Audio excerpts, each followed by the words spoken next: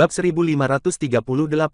Meskipun begitu, orang-orang di belakangnya itu juga nggak akan melepaskan kita. Untuk berpura-pura, Ciputra pasti akan mengirim orang untuk membunuh kita. Analisis Danu sangat masuk akal dan tentu saja Wira juga sudah mempertimbangkan hal itu. Namun, dia tidak khawatir karena ada Hasto bersama mereka. Jika orang-orang itu datang, semuanya juga bukan tandingan mereka. Meskipun begitu, kamu jangan lupa kita punya banyak ahli di sini. Selain itu, ada sesuatu yang belum kuceritakan kepada kalian. Ciputra pernah bertemu berduaan denganku dan kata-katanya sangat kejam, tapi aku menyadari dia ingin memutuskan hubungan kita agar orang-orang di belakangnya nggak menyerang kita. Sekarang, sepertinya kita sudah menyulitkannya. Memikirkan segala tindakan gegabahnya untuk menyelamatkan Farel, Wira menggelengkan kepalanya. Saat masih berada di istana, Wira masih tidak mengerti mengapa Ciputra melakukan semua ini, tetapi begitu keluar, dia langsung mengerti. Sudah terjadi konflik seperti itu, Ciputra masih tidak memerintahkan orang untuk langsung membunuhnya agar kelak tidak terjadi masalah. Selain itu, dia sudah menyebarkan rumor dan menghasut rakyat, Ciputra harusnya bisa memanfaatkan kesempatan ini untuk langsung memotong kepalanya. Namun, Ciputra tidak melakukan semuanya, melainkan tetap berpura-pura agar orang-orang di belakangnya tidak curiga. Masyarakat memang menderita, tetapi di dunia yang kacau ini, harus ada orang yang mengorbankan nyawanya. Setelah selesai berbicara, Wira menatap keluar jendela. Sementara itu, di dalam istana, Ciputra juga menatap keluar jendela. Dia berpikir bagaimana keadaan Wira dan yang lainnya sekarang dan apakah mereka sudah membawa Farel meninggalkan tempat ini. Dia mengepalkan kedua tangannya dan tatapannya terlihat sedang khawatir. Saat Ciputra sedang merenung, seorang pria berjubah hitam melintas masuk dari luar dan setengah berlutut di depan Ciputra. Lapor Raja, misinya gagal. Nggak disangka orang dari Sekte Langit tiba-tiba ikut campur dan orang itu adalah ahli terbaik dari Sekte Langit. Semua ahli bela diri yang hamba kirim sudah terbunuh. Saat memikirkan itu, ekspresi pria tua berjubah hitam itu menjadi kejam. Dia pasti akan membuat orang itu membayar harganya karena sudah membunuh begitu banyak bawahannya dan membuatnya kekurangan orang. Mungkin dia harus melaporkan kejadian ini ke Sekte Gunung dan meminta dikirimkan lebih banyak orang. Setelah mendengar laporan dari pria tua berjubah hitam, Ciputra memalingkan wajahnya dan menghela napas dengan pelan. Dia akhirnya merasa lega. Saat memalingkan wajahnya kembali, ekspresinya sudah terlihat sangat marah. Bagaimana cara kalian menangani tugas kalian? Sudah kirim begitu banyak orang pun mereka masih bisa melarikan diri. Katakan kepadaku, kalau mereka sudah menyelamatkan Farel dan mengetahui hubungan kita, apa yang akan kamu lakukan? Mendengar perkataan Ciputra, pria tua berjubah hitam itu langsung tersenyum dingin. Lapor Raja, hamba tahu sudah sangat bersalah, harap Raja kasih kesempatan untuk hamba menebus kesalahan ini. Pria tua berjubah hitam itu berpikir Ciputra ini benar-benar menganggap dirinya sudah sangat hebat. Jika tidak ada ikut campur dari Sekte Gunung, bagaimana mungkin sekarang Ciputra bisa berada di posisi ini? Sekarang, Ciputra ini malah berani bicara seperti ini dengannya. Saat semuanya selesai, dia pasti akan membalas semua tindakan Ciputra dengan kejam. Bab 1539. Aku akan memberimu satu kesempatan lagi. Turunkan perintah untuk mengisolasi seluruh kota. Pastikan kamu menangkap mereka, baik hidup maupun mati. Ujar Ciputra, masih dengan raut marahnya. Pria tua berjubah hitam itu mendengus lagi, lalu mengiyakan dan undur diri. Setelah keluar, dia memandang Ciputra yang membelakanginya dan bergumam, di antara banyaknya cara, kamu sengaja memilih jalan yang memakan waktu dan tenaga. Ciputra, sebenarnya kamu yang bodoh atau aku? Niatmu terbaca dengan sangat jelas. Apa kamu benar-benar menganggap kami nggak tahu? Pria tua berjubah hitam itu mendengus. Orang-orang Sekte Gunung yang mereka utus sebelumnya tidak bisa diandalkan. Jika begitu, dia hanya bisa mencari orang-orang yang lebih kuat. Ciputra yang berada di dalam ruangan tidak mengetahui isi pikiran pria tua berjubah hitam itu. Dia mengulum senyum tipis. Hatinya terasa lega karena adiknya baik-baik saja. Dia benar-benar berharap Wira segera membawa Farel pergi sejauh mungkin dan tidak usah kembali lagi. Setelah masalah tentang adiknya sudah teratasi, Ciputra mulai memikirkan masalah lainnya. Dengan ekspresi berubah drastis, dia berbalik dan berseru, turunkan perintahku, mulai besok, utus pasukan untuk menyerang kerajaan Nuala. Usai berkata begitu, Ciputra berbalik dan menatap peta di belakangnya. Emosi di wajahnya saat ini sama sekali tidak terbaca. Keesokan harinya, seluruh kota mulai diisolasi. Wira dan yang lainnya terpaksa mundur kembali ke restoran Hotpot. Saat melihat para prajurit berpatroli di seluruh kota, Wira pun memanggil Danu. Danu masuk ke ruangan dan berlutut dengan satu kaki di hadapan Wira, menunggu perintahnya. Danu, kita harus pergi dari ibu kota hari ini juga. Carilah gerbang kota yang dijaga lebih sedikit prajurit, kita keluar dari sana, ujar Wira. Baik, sahut Danu. Kemudian, dia segera pergi dan melaksanakan perintah. Baru saja meninggalkan restoran untuk menyelidiki situasi, Danu malah berpapasan dengan beberapa prajurit yang sedang berpatroli. Alhasil, dia berakting sebagai rakyat jelata yang sedang keluar untuk membeli barang. Kali ini, dia berhasil lolos dari kecurigaan. Namun, keberuntungannya tidak berlangsung lama. Semuanya, berdiri yang benar. Raja sedang mencari penjahat yang buron. Bagi yang nggak kooperatif, awas saja kepala kalian. Dengar, enggak, aku menyuruhmu untuk berdiri. Ini perintah raja, tolong kooperatif. Hei, kalian dengar, enggak. Seorang jenderal bersama sekelompok prajurit berjalan mendekati Danu. Danu langsung berkeringat dingin dan buru-buru mencari solusi. Para prajurit itu sudah berjalan menghampirinya. Jika dia pergi sekarang, kemungkinan mereka akan mencurigai identitasnya. Dia harus memikirkan jalan lain. Tiba-tiba, mata Danu tertuju pada tumpukan kapur tohor di sampingnya. Sebuah ide seketika tercetus. Sebelum orang-orang itu menyadarinya, Danu mengoleskan sejumlah kapur tohor ke wajahnya. Kemudian, dia menyobek pakaiannya supaya penyamarannya sebagai pengemis terlihat makin realistis. Sesampainya di hadapan Danu, si jenderal menatap penampilan Danu dan langsung berkata dengan sinis, cuma pengemis rupanya. Baiklah, kalian aman untuk sementara. Kalau kalian melihat orang yang mencurigakan, segera laporkan pada kami. Kami akan berpatroli ke sebelah sana. Bab 1540.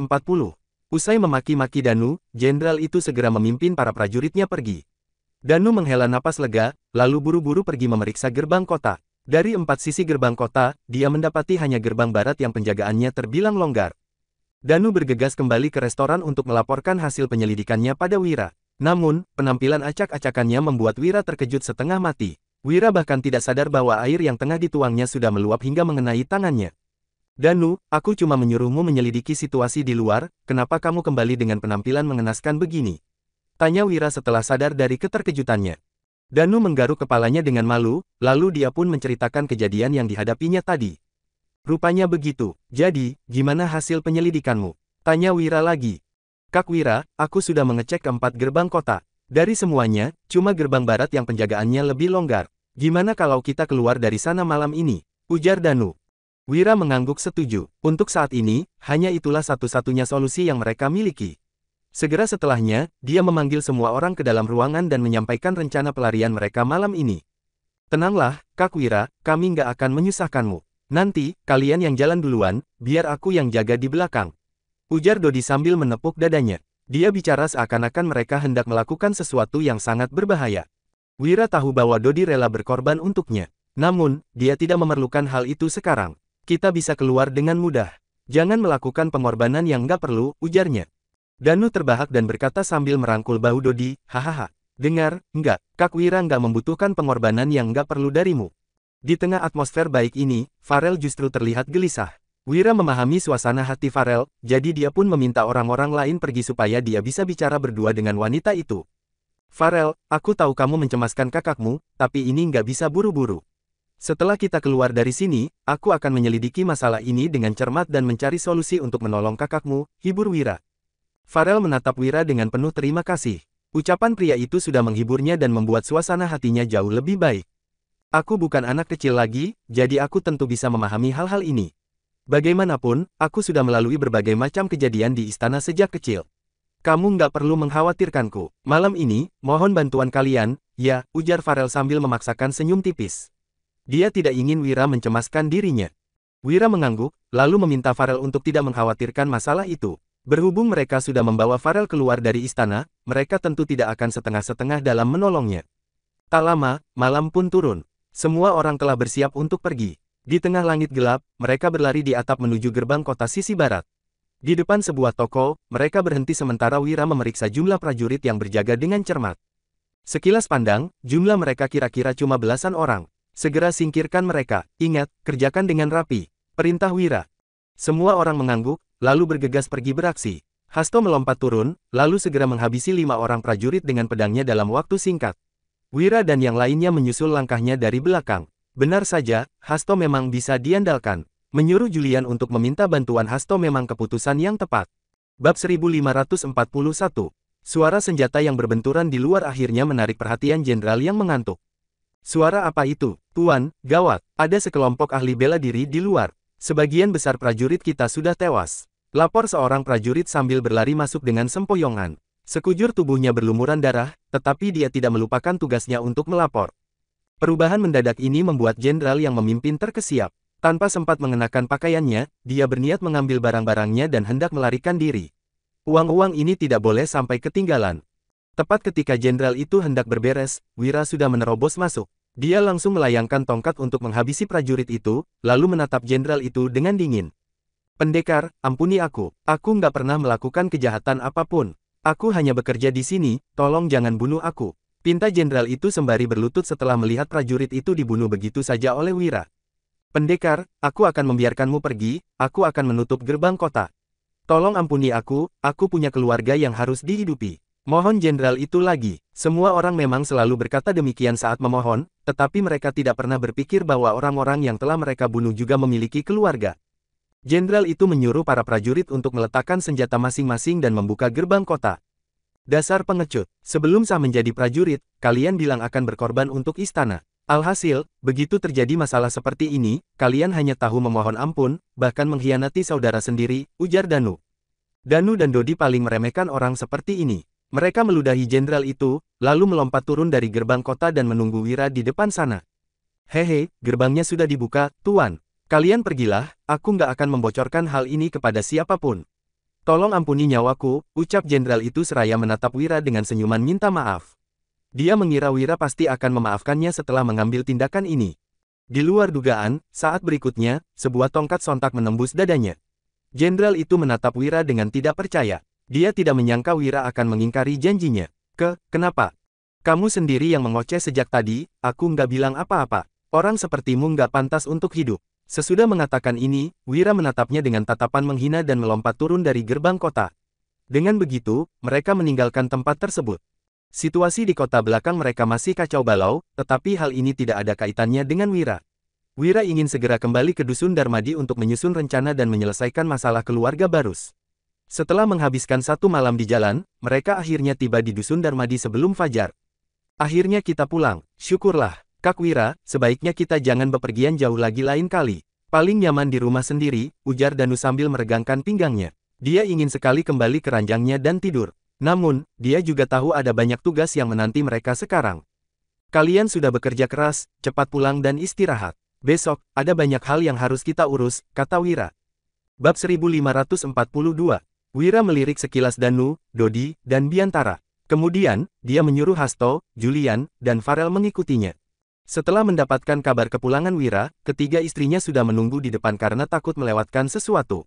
Alhasil, mereka melihat Wira pulang. Suamiku, akhirnya kamu pulang. Gimana kondisimu sekarang, Farel? Apa ada yang sakit? Apa kamu lapar? Tanya Wulan.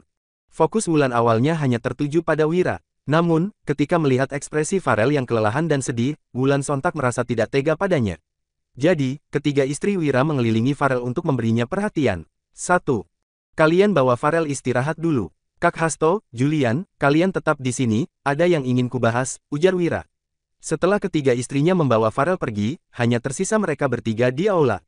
Wira, kamu mau bahas apa? Apa kamu sudah punya rencana? Tanya Hasto. Kak Hasto, selanjutnya akan terjadi pertempuran sengit. Aku tahu aku terkesan kurang sopan kalau menyuruhmu ikut serta pertempuran kerajaan seperti ini. Tapi, aku nggak punya cara lain, ujar Wira. Bagaimanapun, Hasto adalah orang Sekte Langit. Jika ikut campur dalam pertempuran ini, itu berarti bukan hanya Sekte Gunung yang melanggar kesepakatan, tetapi Sekte Langit juga. Hasto mengira ada masalah besar apa, ternyata hanya masalah sepele. Sejak mendapatkan surat dan memutuskan untuk datang, dia telah membuat persiapan ini. Dasar, ini bukan masalah yang seharusnya kamu khawatirkan. Kamu seharusnya memikirkan cara untuk mengatasi masalah keluarga Barus dan menstabilkan kerajaan, sahut Hasto sambil menepuk punggung Wira untuk menyadarkannya. Wira tentu tahu dia memikul tanggung jawab besar, tetapi tetap merasa bersalah pada Hasto. Wira, kamu harus tahu, Sekte Gunung yang melanggar kesepakatan terlebih dahulu.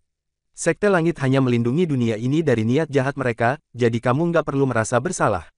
Selain itu, Tuan Juan akan segera tahu. Ketika saat itu tiba, Sekte Langit dan Sekte Gunung akan bertempur, tambah Hasto yang memberi isyarat agar Wira tidak perlu cemas. Mendengar ini, Wira mengangguk, lalu menatap Julian dan berkata, terima kasih sudah membantu beberapa hari ini. Tanpa bantuanmu, semuanya nggak mungkin berjalan selancar ini. Wira berjalan ke depan Julian dan menggenggam tangannya dengan lembut. Julian pun tersenyum. Sementara itu, Hasto menyela, sudah. Aku sangat lelah beberapa hari ini, aku mau istirahat, nggak mau melihat kalian bermesra-mesraan. Hasto pun mengempaskan tangannya dan pergi. Di sisi lain, Wira dan Julian juga kembali ke kamar untuk beristirahat. Keesokan pagi, Biantara mengetuk pintu kamar Wira. Wira tidak marah karena diganggu. Dia hanya menyuruh Julian untuk tidur lagi, lalu bangkit untuk memeriksa keadaan di luar. Begitu membuka pintu, tampak Biantara yang gugup. Wira menyuruhnya untuk berbicara. Biantara melaporkan, Kak Wira, jaringan mata-mata mendapat informasi. Katanya, kerajaan Beluana akan segera menyerang kerajaan Nuala. Aku nggak ngangka mereka akan bertindak secepat ini, apa yang harus kita lakukan sekarang? Sesudah mendengar ini, Wira pun mengernyit. Dia juga tidak menyangka Ciputra akan terburu-buru seperti ini. Mereka baru menyelamatkan Farel, tetapi istana sudah ingin menyerang kerajaan Nuala. Bab 1543. Apa ada pergerakan di kerajaan Nuala? Tanya Wira. Untuk sementara ini nggak ada, mereka terlihat nggak peduli dengan masalah ini, sahut Biantara. Wira merasa bingung, jelas-jelas pertempuran sudah akan terjadi, mengapa kerajaan Nuala tidak membuat persiapan? Sepertinya, ada rahasia yang tidak bisa diselidiki oleh Biantara. Itu berarti, Wira harus menanyakannya pada orang itu. Ya sudah, kamu sudah boleh kembali, aku akan mempertimbangkannya dulu. Setelah membuat keputusan, aku akan memanggilmu lagi, ucap Wira. Wira harus menulis surat untuk Yuda, menanyakan situasi yang sebenarnya terjadi. Makanya, dia menyuruh Biantara pergi. Sesudah Biantara pergi, Wira sendirian di kamar samping. Ketika menulis surat, dia pun merasa agak gelisah karena khawatir akan terjadi masalah baru. Masalah keluarga baru belum terselesaikan. Jika sesuatu terjadi pada kerajaan Nuala, masalah ini akan menjadi makin rumit. Suamiku, apa terjadi masalah? Aku melihatmu gelisah, makanya kemari. Terdengar suara Julian dari pintu. Wira pun menatapnya, lalu menghela napas. Ya, memang terjadi masalah besar. Julian berjalan ke sisi Wira, menjulurkan tangannya untuk memijat Wira karena ingin membuatnya merasa lebih rileks. Kemudian, Wira menepuk punggung tangan Julian sebagai isyarat tidak perlu khawatir karena masalah ini belum sampai membuatnya frustrasi. Hanya masalah kecil, kamu nggak perlu cemas. Apa tidurmu sudah cukup? Mau tidur lagi nggak? Tanya Wira sambil memasukkan surat ke amplop. Setelah Yuda memberitahunya apa yang terjadi, Wira baru akan memikirkan rencana selanjutnya. Aku nggak ngantuk lagi, katakan saja kalau butuh bantuanku, timpal Julian. Karena mereka sudah menikah, Julian tentu harus membantu suaminya sebisa mungkin. Itu sebabnya, dia tidak suka Wira menutupi sesuatu darinya. Wira menghela napas. Sebenarnya bukan masalah besar, tetapi dia akan memberitahu kalau Julian memang penasaran. Ketika mendengar kerajaan Beluana hendak menyerang kerajaan Nuala, Julian sungguh tercengang. Kedua kerajaan ini sudah damai bertahun-tahun, tapi malah ingin bertempur sekarang. Para rakyat pasti akan menderita. Julian adalah wanita suci Sekte Langit sehingga sangat peduli pada rakyat. Mendengar ini, Wira pun mendekapkannya ke pelukan dan menyahut, tenang saja, aku akan berusaha mencegah pertarungan ini terjadi. Usai berbicara, Wira mengecup dahi Julian dengan lembut. Kemudian, dia berdiri dan memasukkan surat tersebut ke tas merpati. Saat berikutnya, merpati itu pun terbang pergi. Sesudah semuanya beres, Wira menggandeng tangan Julian untuk membawanya keluar. Dia ingin memeriksa kondisi Farel. Setibanya di kamar Farel, tampak ketiga istrinya mengelilingi Farel sambil bertanya banyak hal. Senyuman akhirnya terlihat pada wajah Farel. Farel, gimana kabarmu belakangan ini? Kamu nggak pernah menulis surat untuk kami lagi. Benar, Farel, apa Wira menindasmu? Beritahu saja kami kalau dia berani menindasmu.